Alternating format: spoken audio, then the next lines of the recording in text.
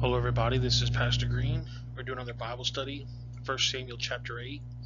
If you'd like me to come speak at your church, or if you have any questions, you can send me an email at godsohman@gmail.com, or you can just comment below. So last week's Bible study on 1 Samuel 7 and child sacrifice stirred up a lot of people. At the end of chapter 7 basically said, "And Samuel spoke unto the house of Israel, saying, If you return to the Lord with all your hearts, and put away the strange gods of Asheroth from among you, and prepare your hearts to the Lord, and serve him only, and he will deliver you out of the hands of the Philistines." And the children of Israel did put away Balaam and Asheroth, and serve the Lord only. Asheroth is supposed to be like the prince of the devil. Balaam, Baal, Molech, those are all like people that they would sacrifice children to.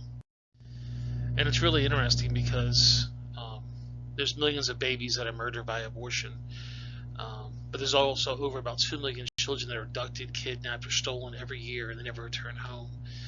And these babies are stolen for slavery, cannibalism, human trafficking, selling organs and body parts. They hunt and kill games for the elite, prostitution, but they also have this thing called adrenochrome.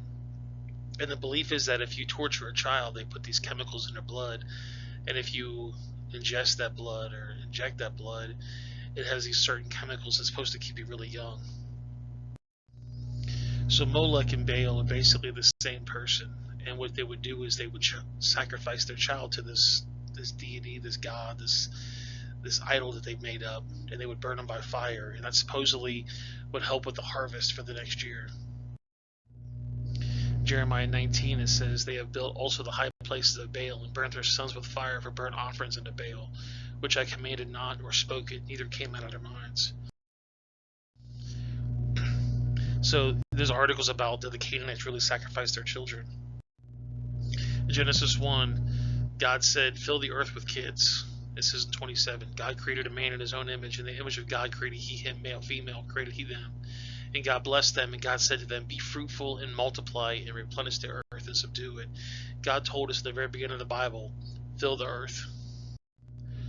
Revelation 7 says, "And after this I beheld, and lo, a great multitude, which no man could number, of all nations and all kindreds and all people and tongues, stood before the throne and before the Lamb, clothed in white robes and palms in their hands. And they cried with a loud voice, saying, Salvation to our God, who sitteth upon the throne and of the Lamb. And the angels stood around the throne and about the elders of the four beasts, and fell before the throne on their faces and worshiped God."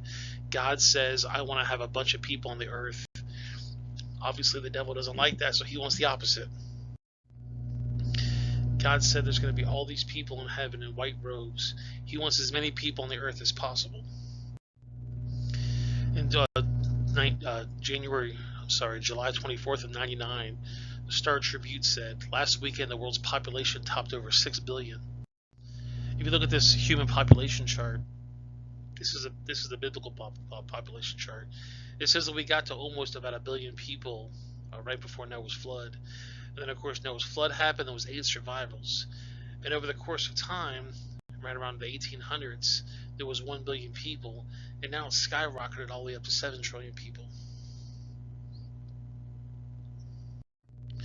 This is the evolution chart. It says, oh, yeah, we have all these people right now.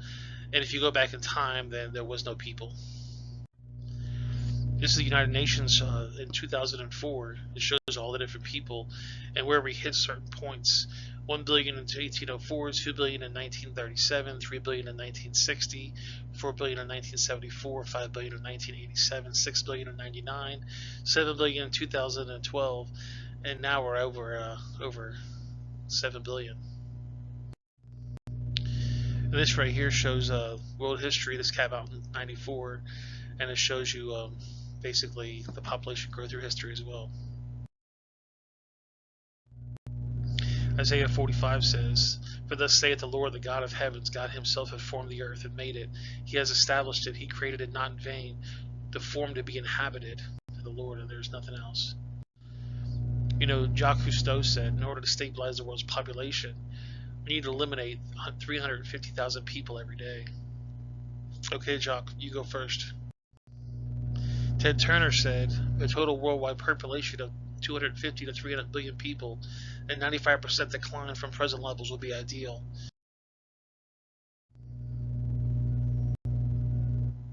Okay, Ted, you get to go second.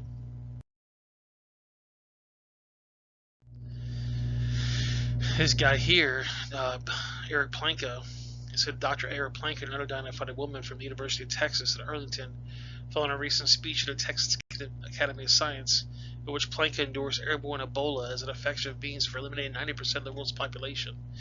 And he was received enthusiastic and prolonged standing ovation. Okay, Eric, you get to go third. This guy here, Paul Ehrlich, says he wants to cut the world's population and redistribute resources. Okay, Paul, you get to go fourth. The United Nations World Plan Action said that they want to eliminate the population as well. Y'all can go off anytime you want. This is a chart right here of how we've been growing, and the goal of the New World Order is to have it less than 500 million.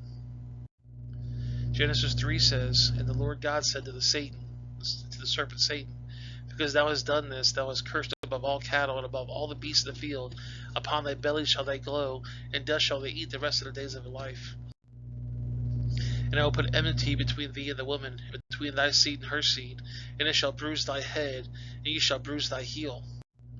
So when you step on him, it's going to hurt your foot, but the serpent's going to have a lot worse problem than that. Matthew 2 says, then Herod, when he saw those mocking the wise men, was exceedingly wroth, and he sent forth and slew all the children that were in Bethlehem, and all the coasts thereof for 2 years old and under. This guy here, Charles Wooster, said, people are the cause of all the problems. We have too many of them. We need to get rid of some of them. And this ban of DDT is a good way of any. Okay, Charles, you get to go next. Bill Clinton said in a biological diversity summit, he said, we must either reduce the Earth's human population to 1 billion or reduce the standard of living to an arrogant peasant status. Okay, Bill, you get to go next. So if you go actually check out Elberton, Georgia, there's these things called the Georgia Guidestones. And this kind of shows you on the map where it's at. Cherokee Indians call this place Aloha, which means the center of the universe. And if you go there, you can see these guidestones just sitting off in the corner of the highway. You get close to it, and it's got all these different things on there, supposedly for when the end of the world happens. It says this by a guy named R.C. Christian, a pseudonym, and it's sponsors a small group of Americans who seek to interreach them. And on these Georgia Guidestones, they have these pillars of how we're going to survive after the apocalypse. So the first thing they need to do is maintain humanity under 500 million or 500 million in perpetual balance with nature.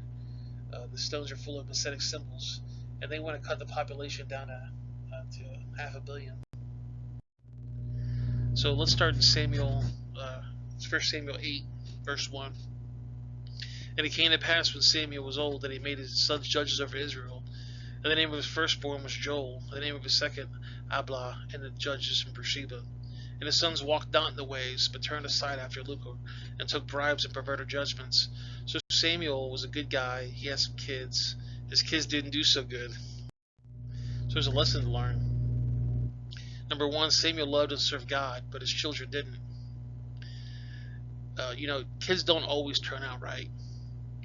But maybe Samuel, being raised in Eli's house with two wicked foster brothers, he never had a good example of how to be a good dad. This is 1 Samuel 8, verse 4.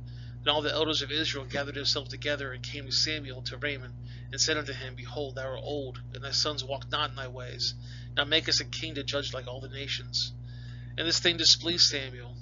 And they said, Give us a king to judge us. And Samuel prayed to the Lord. So Samuel was this judge, and his job was to take care of the people.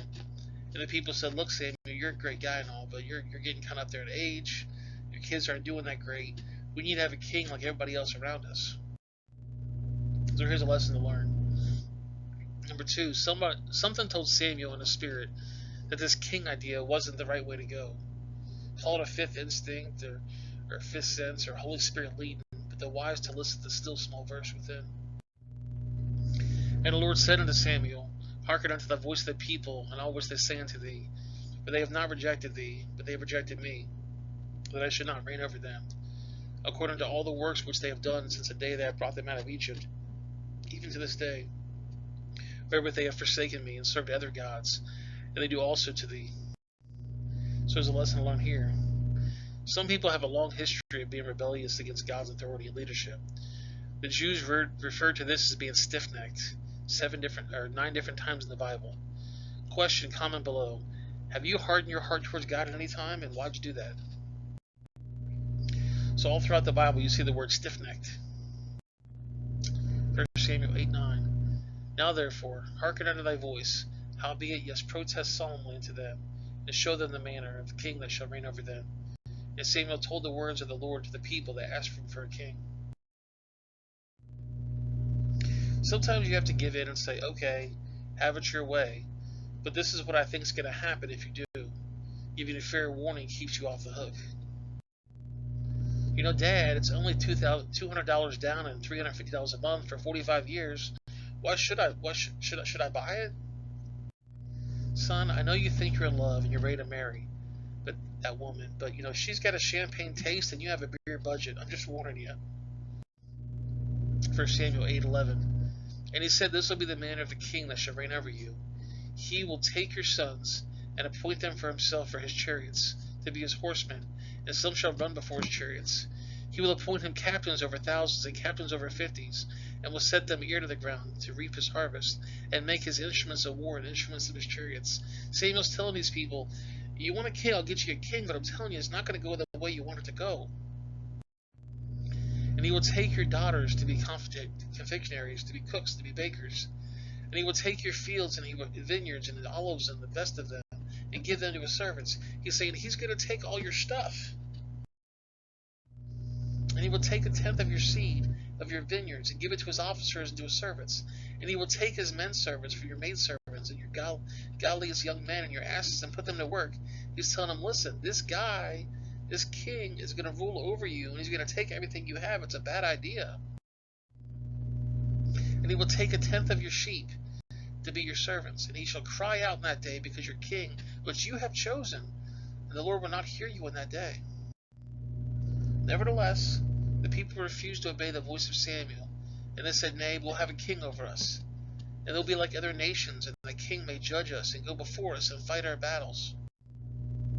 You know, some people won't listen. They must learn the hard way.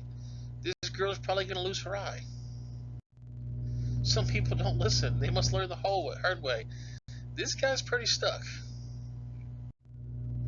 Rush Limbaugh said, I told you so. Some people will not listen. They must learn the hard way. You can't fix stupid. You have the right to remain stupid. Everything you say can and will be ignored. You can't fix stupid, even with duct tape. I hate to tell you so. Wait, don't I love saying that? Some people will not listen. They must learn the hard way. I don't think this bear is going to be very nice to him.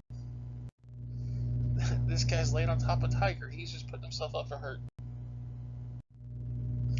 I don't know if this kid enjoys her little seat there. This motorcycle is a very strong motorcycle.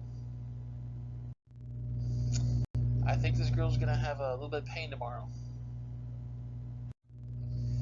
I don't think this car is going to run the way that he wants it to run. This is why women live longer than men, because of stuff like this. I'm glad that OSHA hasn't saw that.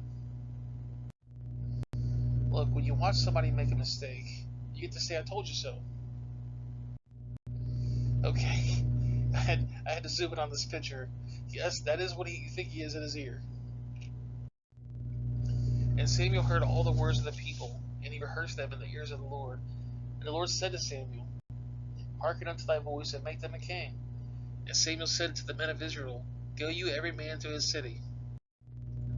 You know, war is the remedy that our enemies have chosen. And I say let's give them all they want. They got what they wanted, but they lost what they had.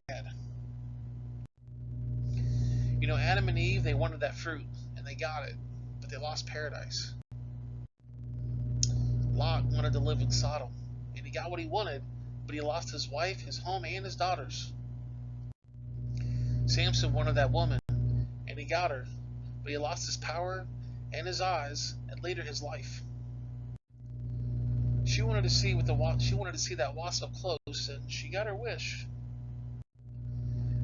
She wanted to see how sharp the teeth were, and she got her wish. Well, guys, that's the video. I appreciate you guys watching. I'll see you guys in the next week for the next video. Just so you know, if you have any questions, you can email me or you can comment below. I'm going to put a couple links on the screen here. The bottom right is going to be the First Samuel Bible Study. The top left is going to be the Genesis Bible Study. And then the bottom left is going to be a video YouTube thinks you're going to like. I appreciate you guys watching. Just let me know what you guys think. Make sure you like, share, subscribe, and I'll see you guys next week. Have a great day.